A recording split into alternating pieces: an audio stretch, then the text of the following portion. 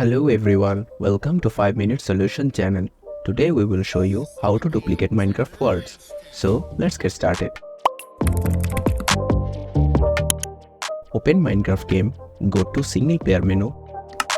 From here choose the world you want to duplicate and click the edit button. Now click on the folder. Now quit Minecraft. From this folder, go back.